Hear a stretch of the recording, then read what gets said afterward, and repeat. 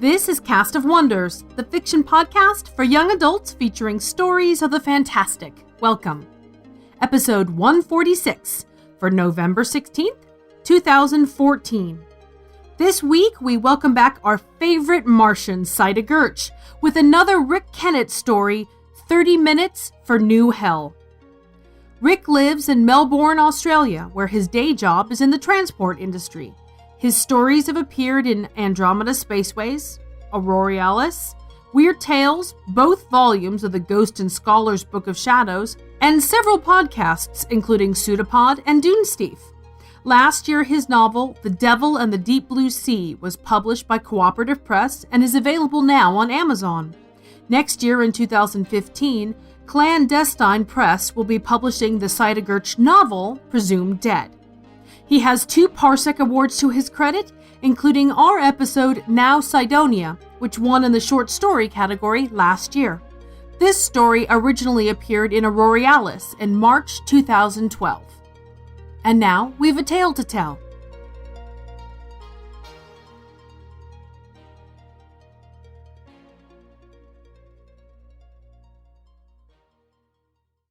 "30 Minutes for New Hell" by Rick Kennett. What are they doing? Saida Gertsch leaned forward and peered at the scene on one of her repeater screens. A few minutes ago, there in the middle of a New Hell desert viewed from a high-orbit drone, the Douge's vehicle had suddenly stopped, skidding on its 6 balloon tires, spraying red dust. Yet none of its crew, clad in their vacuum suits and transparent helmets, had so far emerged. Which was odd, and Sai knew it. Ever since their landing on New Hell 2 days ago, the Douge had been trundling along, setting up experiments, making observations, reporting excitedly back to their homeworld 30 million kilometers sunward like the pioneers and explorers they were. Energetic creatures, the Douge not ones to just sit. Didn't they have geological samples to take, water probes to drill, low-G sports to play? On impulse, Sai shivered and pulled her gray tunic closer about. There was a desert wind blowing down there. She could feel it, even from so distant an orbit. The scene was too much like home, too much like Mars. And well she knew that Martian winds blew forever cold. Lieutenant Peters, a slightly built fellow of 26 years, stepped up behind her and said, "Sai, Drone 12 is losing its masking field." "Why tell me, Frank?" she said. "You're the officer of the watch." "It's an executive decision to destruct or return it to the ship before it's detected." "Executive?" Sai made a derisive noise deep in her throat, an odd sound for an 18-year-old girl to make. "When the captain went on leave and I was given command of Utopia Plane, I thought, yes!" She punched a fist into the air. "But no," her arm sagged. "This isn't a command, Frank. At least not the sort I always hoped for. So what if I'm now the youngest captain in the Martian Space Corps? Antigone Petra's in charge here. I'm just a caretaker providing transport for her bunch of earthy xenologists." As she spoke, the screen chimed, flickered, and the desert scene was replaced by the face of a woman, late 20s, blonde hair shoulder-length and curled, expression of concentration, thinly arching eyebrows, intense eyes. Pretty in an austere way. "Attention, everybody! Attention, please! Professor Petra speaking. A change of circumstance has arisen, and I will need to see all section officers in the war room at 1900 sharp." Sai gave Frank a "what did I tell you" look. The screen returned to the desert scene. The Douge vehicle had not moved. No one had emerged. Reaching behind her to lift her dark hair, Sai said, "Think I'll gather it into a ponytail like the captain has. You know, if I could steer around Antigone Petra's attitude, I wouldn't mind getting her in the sack. How about you, Frank? Don't you find her attractive?" "She's nearly 10 years your senior."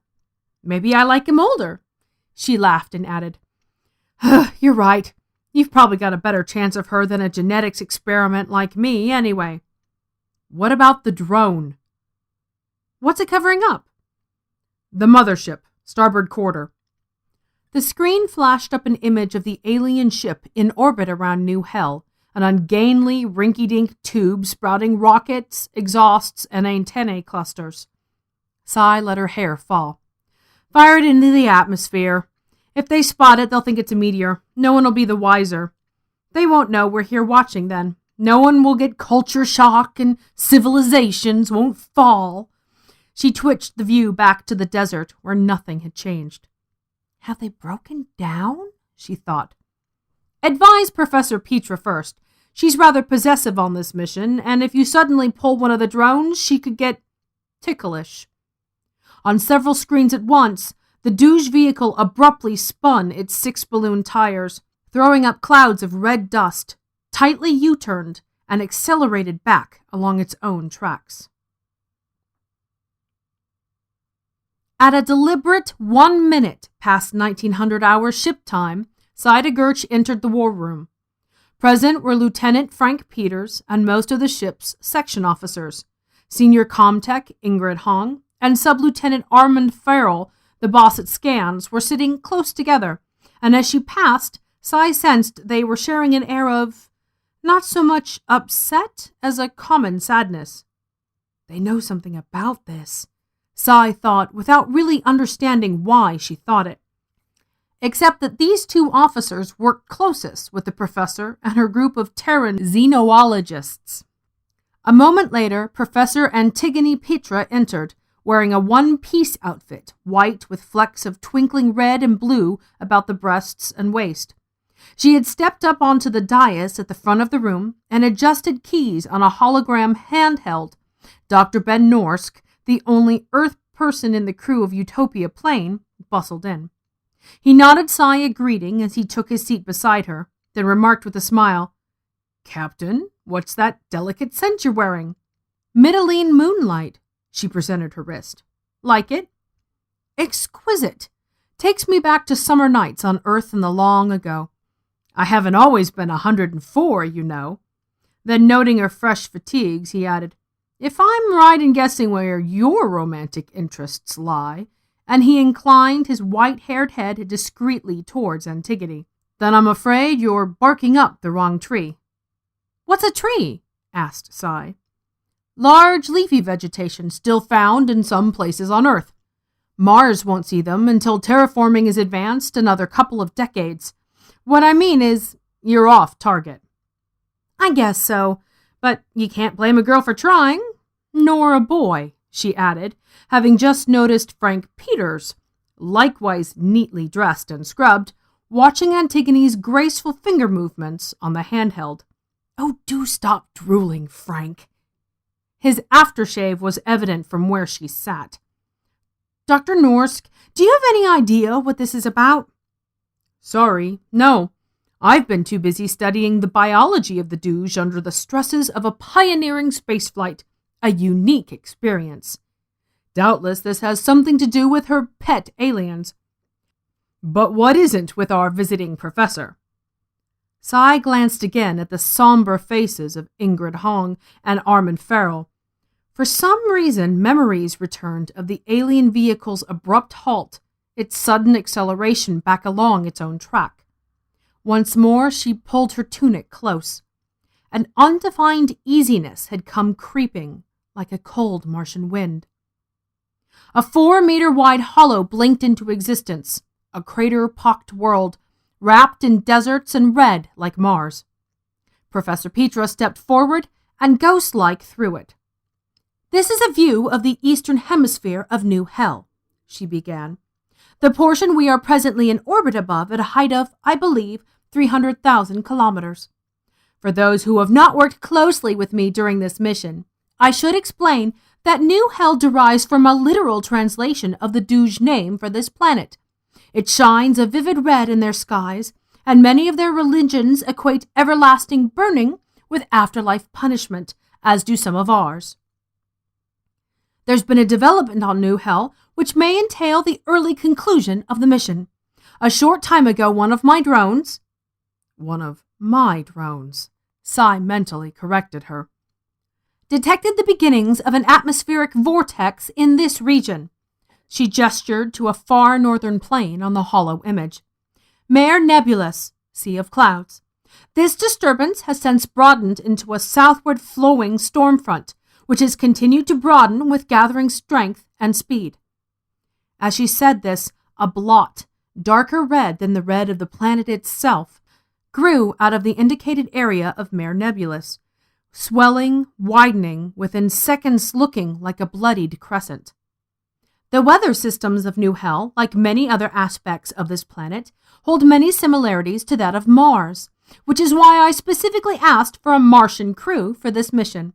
I need not tell you, you of all people, what the present situation means. Massive dust storm, said Cy. Those back home can blow for weeks, sometimes months. They can even end up covering the whole planet. Yes, said Antigone, nodding, her blonde curls bobbing, while beside her the red storm image spread wider, pushing further south. So the Doge will be scrubbing their mission? Naturally, Antigone said. There's nothing else they can do. Too bad, but logical. They can't possibly survive down there with a dust storm raging.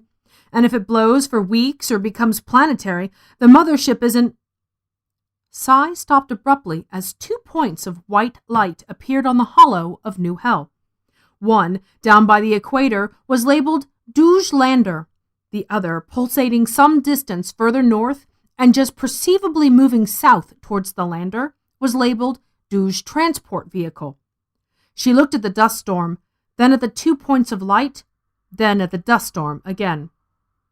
Professor Pitra, is this to scale? Yes. Including speeds? Yes. Cy glanced about at her people, feeling now what she saw in their faces. The same grim uneasiness she'd seen a few minutes earlier with Ingrid and Armin. They had known what this was all about, and now so did they all. Even Frank Peters' look of romantic speculation was quickly turning into one of bewilderment and dismay. How long before the storm front overtakes them? Cy asked in the sudden quiet. Approximately 3 hours. There's a natural variation in wind speed, of course, but that's our best estimate. Are you quite certain the Doge won't make it to their lander ahead of the storm? Quite certain, said the professor crisply. The mothership was evidently tardy in registering the advent of the storm. Because of this, and if the present circumstances continue, they'll be overcome while they're still half an hour travel away. What do you mean by if the present circumstances continue? Asked Frank. If they lighten their load, they may increase the speed of their vehicle, but they'll have to do it very soon. The margin of opportunity is swiftly narrowing to zero. Cy could hardly credit the coolness with which Antigone was pronouncing this death sentence on the aliens. She said, by lightening their load, you mean sacrificing some of their crew? The longer they leave it, the more of their party they will have to leave behind. In a short time, it won't matter what they do. It's simple mathematics. As Martians, said Cy, my crew and I know all too well the dynamics of a dust storm of that order. You're blinded by absolute darkness. You lose all sense of direction. It blocks radio and navigational equipment, works its way into your rebreather and chokes you, or clogs the heat exchange so you're cooked alive in your vacuum suit. Wheels and tracks seize, machines stop. There's death a dozen times over in a big dust blow like that. When there was no response to this, Cy wasn't sure what response she was expecting. She added, What contingency plan have you got? Contingency plan? Said Antigone blankly. For something like this, to help them. The mothership isn't designed for a planetary landing, nor does it have a second lander. I thought you knew this, Silene. No, I mean, what contingency plan have you got? The professor shrugged. There isn't any. What could there be? You have Utopia Plane, Cy pointed out. Are you proposing to bring the ship down and snatch them up? No, one of the shuttles would be better suited. They work well in an atmosphere, even one as thin as New Hell's. It could easily drop down and swing low, sweet chariot, sang Antigone in a sarcastic contralto. Coming for to carry me home? Antigone laughed a light, incredulous laugh and said, That's quite out of the question. You know as well as I do we're not permitted to interfere. Cy began to rise from her seat, but felt the restraining hand of Dr. Norsk on her arm. She flashed him an angry look, but an instant later her young face sagged, and she let the gentle pressure of his hand return her to her seat. This law of non-interference, which we both work under, remember, Antigone was saying, is for their own benefit. To barge into a still developing civilization holds extremely grave potential for culture shock and social disorientation. Earth's own history is littered with such instances, particularly European contact with the Americas, Africa, and Oceania. The result was the disintegration of societies and the death of cultures. Misery, suffering, and often war. The Douge homeworld has a similar history. You're talking about primitive people here, said Cy. The Douge can hardly be called primitive. If they've come this far, they must be close to developing subspace capability and breaking out of their star system. Yes, our studies show this to be a distinct possibility. Be that as it may, are you ready to risk an entire planetary civilization? Although there are several nations on their world that are industrialized, and a few obviously even have a capacity for spaceflight, contact right now with us would only be catastrophic for them. Don't think me cold-hearted, Silene, but you cannot put the lives of the few above the lives of the many. I am thinking of the many. If their expedition ends in death, it may put their space program back decades. They may abandon it altogether. Their civilization may stagnate because they'll be unable to reach out for resources needed to sustain a growing level of technology, not to mention population. Those are unsupported assumptions. You're pontificating in matters you know nothing about. Cy rose slowly to her feet, and this time no hand could restrain her. Don't you speak to me like that aboard my ship! Your ship? Why, you jumped-up teenage Frankenstein. Who do you think you are, apart from a genetically modified piece of biological ordnance? I'd already begun my studies in xenology when you were nothing but a smudge on a petri dish in some colonial military lab. How to shoot with accuracy, that's all your breed knows. Antigone stepped from the dais, leaving the hollow image of New Hell running, the storm front to continue its creep southward. At the wardroom door, she stopped and said, Once the Douge have terminated their mission, my group will be returning to our orbital observatory. I have my orders, and you, Silene, have yours. The problem with you is that you're developing a goddess complex while barely being human. She swept from the room, a swiftly moving figure in white and twinkling red, all but Saida Gertsch staring after her. Thwack! Went the ball against the wall. Thwack! Thwack! Captain? Thwack! Captain! She caught the ball in a fingerless leather sport glove. Why so formal, Frank? He stepped into the ship's gymnasium and regarded her with natural interest, her shorts revealing thick calves, sleeveless top showing disproportionately wide shoulders above the modest swell of her chest, the long scar tracery glistening with sweat on her left forearm, souvenir of a training accident 2 years before. He said, Well, you are the captain, aren't you? And your summons sounded formal enough. Blowing off steam? Yes, Frank, that's exactly what I'm doing, she said with a deceptively pleasant lilt. I'm blowing off steam because, suddenly pivoting on one bare foot, she thrust out an arm, clutching at his throat, and crashed him back against the wall. I am this close to shoving those earthies out of the goddamn airlock, she hissed. Whoa, Cy, power down, he gasped, grabbing uselessly at her iron grip. There's a law against it. She relaxed the pressure. He coughed to catch his breath, but made no effort to escape.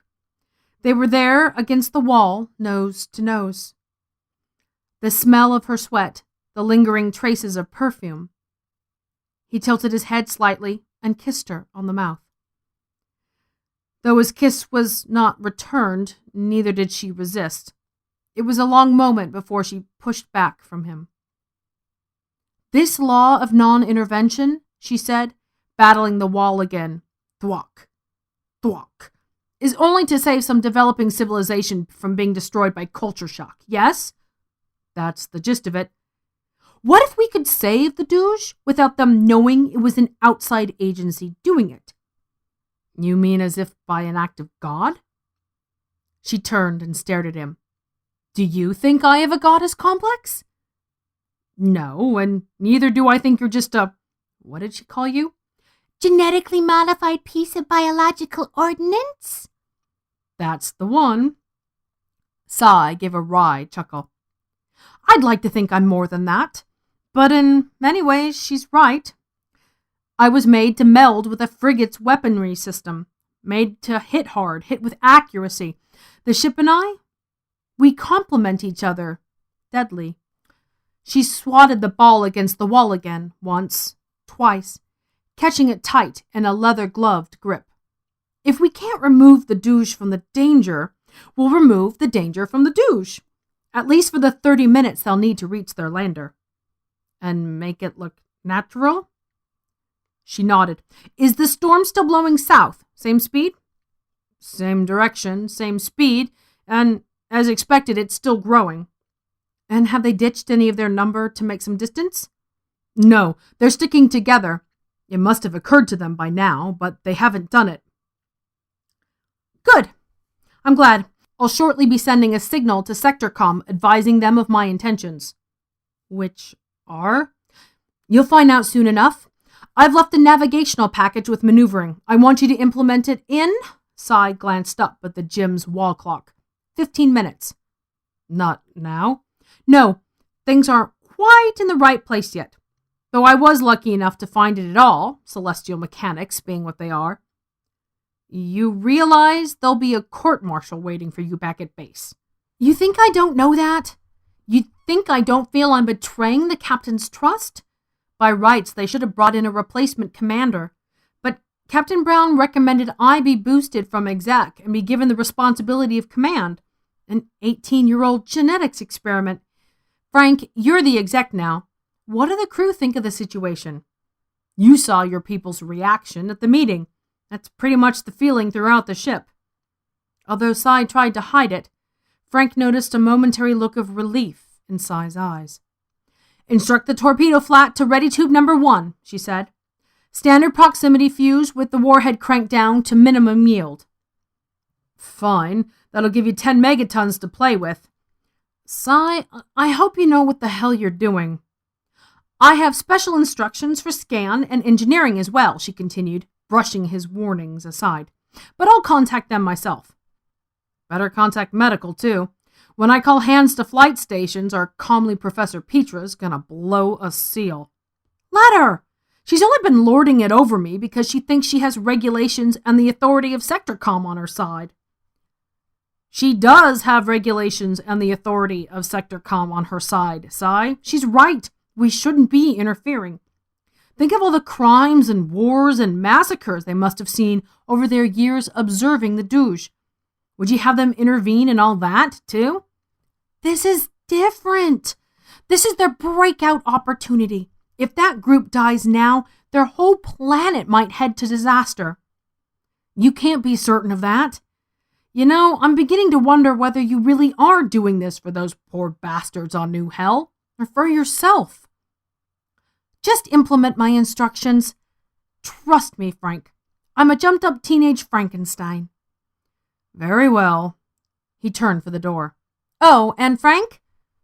Yeah? You're a lousy kisser. Thwack went the ball against the wall. Thwack, thwack.